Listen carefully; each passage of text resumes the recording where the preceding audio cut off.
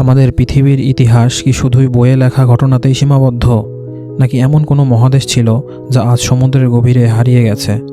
আজ আমরা কথা বলবো এক রহস্যময় হারানো ভূখণ্ড নিয়ে, যার নাম লেমুরিয়া। একটি মহাদেশ যার অস্তিত্ব নিয়ে বিজ্ঞানীরা তর্ক করেছেন, আবার কেউ কেউ বিশ্বাস করেন এখানেই জন্ম নিয়েছিল এক প্রাচীন উন্নত সভ্যতা। চলুন রহস্যের পর্দা সরিয়ে জানার চেষ্টা করি, লেমুরিয়া কি সত্যিই ছিল? লেমুরিয়া শুধু একটি নাম নয়, এটি এক হারিয়ে যাওয়া পৃথিবীর প্রতীক। বলা হয় আজ থেকে লক্ষ লক্ষ বছর আগে ভারত মহাসাগরের বুক জুড়ে বিস্তৃত ছিল একটি বিশাল মহাদেশ, যার নাম লেমুরিয়া। এই মহাদেশ নাকি ভারতীয় উপমহাদেশ, শ্রীলঙ্কা, মাদাগাস্কার, আফ্রিকার কিছু অংশ এবং অস্ট্রেলিয়াকে একসাথে যুক্ত করেছিল। সেই সময় পৃথিবীর মানচিত্র ছিল সম্পূর্ণ ভিন্ন। যেখানে আজ শুধু বিশাল নীল সমুদ্র, একসময় সেখানে ছিল সবুজ ভূমি, নদী, পাহাড় আর প্রাণে ভরা সভ্যতা। লেমুরিয়া নামটির উৎস বেশ রহস্যময়। বিজ্ঞানীরা লক্ষ্য করেন লেমুর নামের একটি বিশেষ প্রজাতির প্রাণী পাওয়া যায় ভারত ও মাদাগাস্কারে, কিন্তু এই দুই অঞ্চলের মাঝখানে থাকা বিশাল সমুদ্র এলাকায় তাদের কোনো অস্তিত্ব নেই। এই অদ্ভুত ভৌগোলিক মিল থেকেই প্রশ্ন ওঠে, এই প্রাণীরা কিভাবে এত দূরের দুই স্থানে একই রকমভাবে পাওয়া গেল? এই প্রশ্নের উত্তর খুঁজতেই জন্ম নেয় লেমুরিয়ার ধারণা।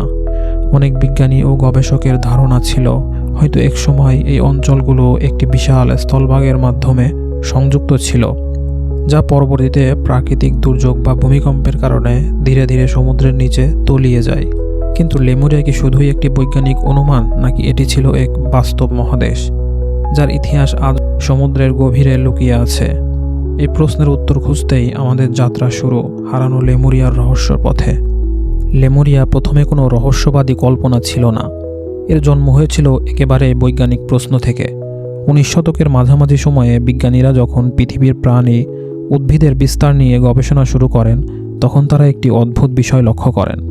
ভারত, শ্রীলঙ্কা ও মাদাগাস্কারে পাওয়া যায় এমন অনেক প্রাণী ও উদ্ভিদ প্রজাতি আছে যেগুলো আফ্রিকা বা ইউরোপে নেই। এর মধ্যে সবচেয়ে উল্লেখযোগ্য হল লেমুর নামের প্রাণী। এই প্রাণী ভারত ও মাদাগাস্কারে পাওয়া গেলেও মাঝখানের বিশাল ভারত মহাসাগরে তাদের কোনো অস্তিত্ব নেই। 1864 সালে ব্রিটিশ প্রাণী বিজ্ঞানী ফিলিপ স্কেলেটার এই রহস্যের একটি ব্যাখ্যা দেন। তিনি ধারণা দেন একসময় ভারত ও মাদাগাস্কার একটি বিশাল স্থলভাগের মাধ্যমে সংযুক্ত ছিল। পরবর্তীতে সেই স্থলভাগ ধ্বংস হয়ে সমুদ্রের নিচে তলিয়ে যায়। এই হারানো ভূমির নামই তিনি দেন লেমুরিয়া। সেই সময় আধুনিক প্লেট টেকটনিক্স বা ভূত্বক সঞ্চালন তত্ত্ব এখনও আবিষ্কৃত হয়নি, তাই বিজ্ঞানীদের কাছে স্থলভাগ ডুবে যাওয়ার ধারণাই ছিল সবচেয়ে যুক্তিযুক্ত ব্যাখ্যা। লেমুরিয়া তত্ত্ব দ্রুত জনপ্রিয় হয়ে ওঠে এবং অনেক ভূতত্ত্ববিদ ও জীববিজ্ঞানী এটিকে সমর্থন করেন। তবে সময়ের সাথে সাথে বিজ্ঞান আরও এগিয়ে যায়। নতুন গবেষণা, ভূমিকম্প বিশ্লেষণ ও স্যাটেলাইট তথ্যের মাধ্যমে বিজ্ঞানীরা বুঝতে পারেন মহাদেশগুলো আসলে ধীরে ধীরে সরে যায়, এবং এখান থেকেই লেমুরিয়া তত্ত্ব এক নতুন মোড় নেয়। বৈজ্ঞানিক সত্য নাকি কেবল একটি সাময়িক অনুমান? এই প্রশ্নই লেমুরিয়াকে পরিণত করে এক বিতর্কিত কিন্তু আকর্ষণীয় রহস্য। বিজ্ঞান ছাড়াও লেমুরিয়ার উল্লেখ পাওয়া যায় প্রাচীন তামিল সাহিত্যে। তামিল গ্রন্থগুলোতে এক হারানো ভূমির কথা বলা হয়েছে, যার নাম কুমারীকণ্ডম। বিশ্বাস করা হয় এই ভূমিতে এক উন্নত সভ্যতা ছিল, যেখানে মানুষ বিজ্ঞান, জ্যোতির্বিদ্যা ও শিল্পকলায় অনেক এগিয়ে ছিল। কিন্তু ভয়াবহ প্রাকৃতিক দুর্যোগের ফলে সেই ভূমি সমুদ্রে তলিয়ে যায়। অনেক তামিল গবেষক মনে করেন কুমারীকণ্ডমই আসলে লেমুরিয়া। লেমুরিয়ার গল্প যতই আকর্ষণীয় হোক না কেন, শেষ পর্যন্ত প্রশ্ন আসে, এটি কি সত্যিই সমুদ্রের নিচে ডুবে গিয়েছিল? একটি সম্পূর্ণ মহাদেশ কি হঠাৎ করে হারিয়ে যেতে পারে? আধুনিক ভূতত্ত্ববিদদের মতে পুরো একটি মহাদেশ একবারে ডুবে যাওয়া প্রায় অসম্ভব। পৃথিবীর ভূপৃষ্ঠ গঠিত হয়েছে বিশাল বিশাল টেকটনিক প্লেট দিয়ে, যেগুলো ধীরে ধীরে সরে যায়, হঠাৎ করে তলিয়ে যায় না। আজ আমরা জানি একসময় পৃথিবীতে ছিল একটি বিশাল সুপার কন্টিনেন্ট গন্ডোয়ানা। এই গন্ডোয়ানা থেকেই ধীরে ধীরে আলাদা হয়ে যায় ভারতীয় উপমহাদেশ, আফ্রিকা, অস্ট্রেলিয়া ও আন্টার্কটিকা। এই ভাঙনের প্রক্রিয়াতেই ভারত ধীরে ধীরে উত্তর দিকে সরে এসে এশিয়ার সঙ্গে যুক্ত হয়। বিজ্ঞানীরা মনে করেন লেমুরিয়া আসলে আলাদা কোনো মহাদেশ ছিল না, বরং গন্ডোয়ানারই একটি অংশ, যা ভেঙে যাওয়ার ফলে আজ আলাদা আলাদা ভূখণ্ড হিসেবে দেখা যায়।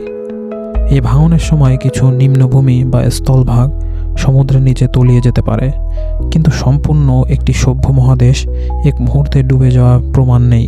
তবে এখানে রহস্য শেষ নয়। ভারত মহাসাগরের গভীরে আজও পাওয়া যায় কিছু অস্বাভাবিক ভূগঠন, ডুবে যাওয়া পাহাড়, মালভূমি ও প্রাচীন শিলাস্তর। এগুলো দেখে অনেক গবেষক মনে করেন একসময় এই অঞ্চলগুলো সমুদ্রপৃষ্ঠের উপরে ছিল। তাহলে প্রশ্ন থেকেই যায়, লেমুরিয়া কি পুরোপুরি কল্পনা, নাকি এটি ছিল একটি আংশিক বাস্তবতা যা সময়ের সাথে সাথে বৈজ্ঞানিক ব্যাখ্যার বাইরে চলে গেছে? এই দ্বিধায় লেমুরিয়াকে আজও এক রহস্যময় অধ্যায় হিসেবে বাঁচিয়ে রেখেছে। তবে এখানেই শেষ নয়। অনেক রহস্যবাদী ও আধ্যাত্মিক চিন্তাবিদ বিশ্বাস করেন লেমুরিয়া ছিল এক অত্যন্ত উন্নত সভ্যতার আবাস, যেখানে মানুষ মানসিক ও আত্মিক শক্তিতে আধুনিক মানুষের চেয়েও এগিয়ে ছিল। তাদের মতে এই সভ্যতা ধ্বংস হয় প্রাকৃতিক বিপর্যয়ে, আর তাদের জ্ঞান ছড়িয়ে পড়ে পৃথিবীর বিভিন্ন প্রাচীন সভ্যতায়, মিশর, মায়া কিংবা সিন্ধু সভ্যতায়। বিজ্ঞান একে কল্পনা বললেও রহস্যপ্রেমীদের কাছে লেমুরিয়া আজও এক হারানো স্বর্ণযুগ। লেমুরিয়া কি সত্যিই ছিল, নাকি এটি কেবল মানুষের কল্পনা আর অসম্পূর্ণ বৈজ্ঞানিক ধারণার ফল?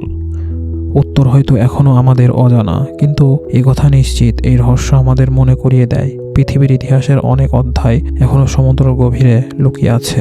আপনি কি মনে করেন লেমুরিয়া কি বাস্তব ছিল, নাকি শুধুই একটি মিথ? কমেন্টে আপনার মতামত জানাতে ভুলবেন না।